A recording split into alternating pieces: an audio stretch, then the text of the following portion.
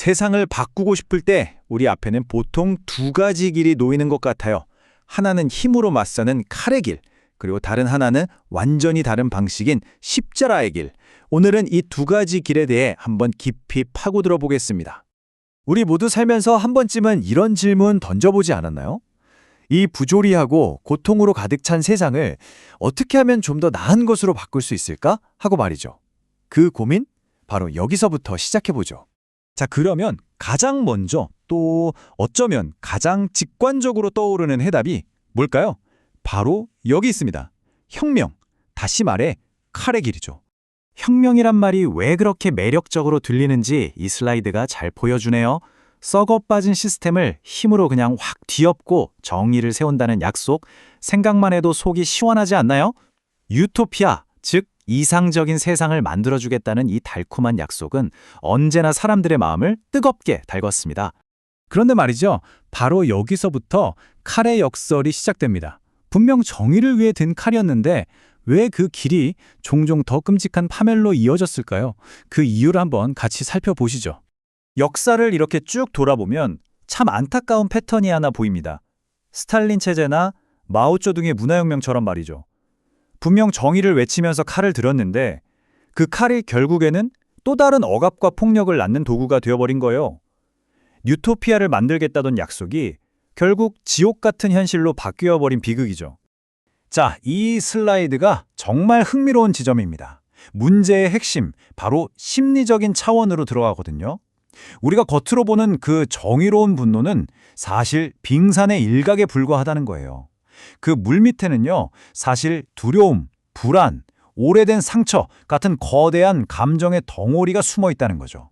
이런 내면의 분노가 어떤 비극을 낳는지 보여주는 극단적인 예가 바로 마사다의 비극입니다. 당시 로마 제국에 저항하던 유대인 열심당원 960명이 있었어요. 이들이 결국 포위되자 노예로 사느니 자유인으로 죽겠다면서 집단 자결을 택했죠. 보세요. 억압이 분노를 낳고 그 분노가 칼을 선택하게 하고 그 칼이 결국 자기 자신을 향한 파멸로 이어진 겁니다. 정말 비극적인 순환이죠. 정리하자면 이게 바로 칼의 길이 가진 근본적인 문제점인 겁니다. 당장은 가장 빠르고 확실한 해결책처럼 보이지만 그 끝은 결국 파괴일 수 있다는 거죠. 그렇다면 다른 길은 없는 걸까요? 그럼 정말 다른 길은 없을까요? 여기서 자료는 우리의 직관과는 완전히 다른 두 번째 길을 제시합니다. 그게 바로 십자가의 길입니다. 이 이미지 한 장이 모든 걸 말해주고 있죠. 칼을 부러뜨리는 것, 힘으로 권력을 잡는 게 아니라 사람의 마음을 변화시키는 것. 세상을 힘으로 정복하는 게 아니라 한 사람 한 사람의 내면을 바꾸어서 결국 세상을 바꾸려는, 이건 완전히 다른 차원의 시도입니다.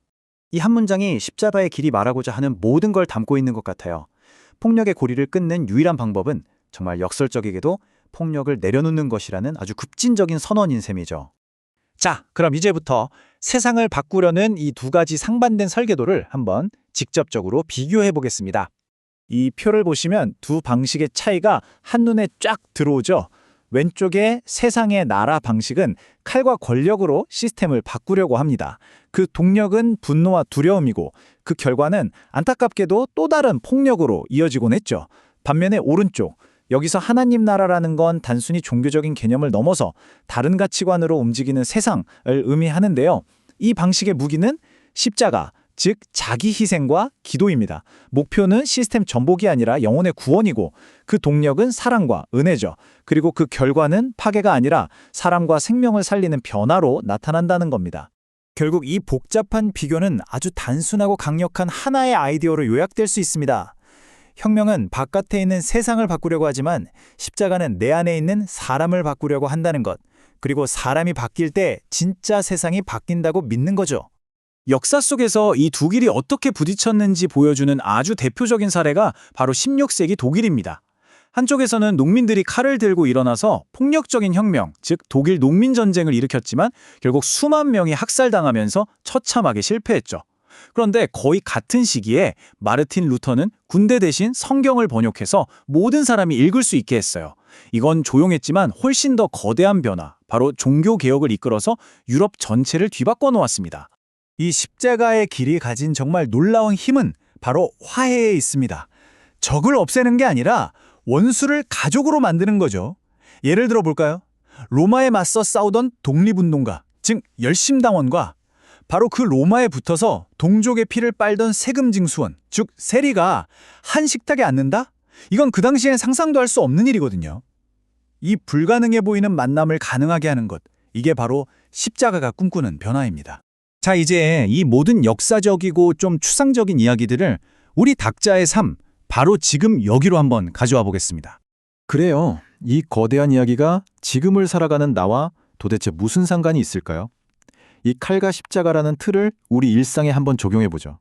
이 그림 한번 보시겠어요? 사실 우리 모두는 각자의 숨겨진 칼을 가지고 살아갑니다. 불안감을 잠재우려고 돈에 의지하고, 내 가치를 증명하려고 체면을 세우고, 내 뜻대로 상황을 통제하려는 힘을 휘두르죠. 그리고 어쩌면 가장 날카로운 칼, 바로 나는 옳고 너는 틀리다는 자기 오름으로 다른 사람을 베기도 합니다.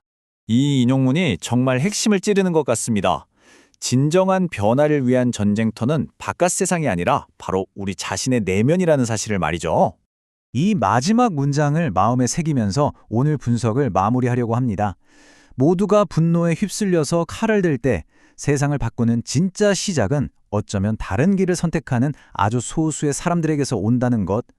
여러분의 손에는 지금 어떤 것이 들려 있습니까?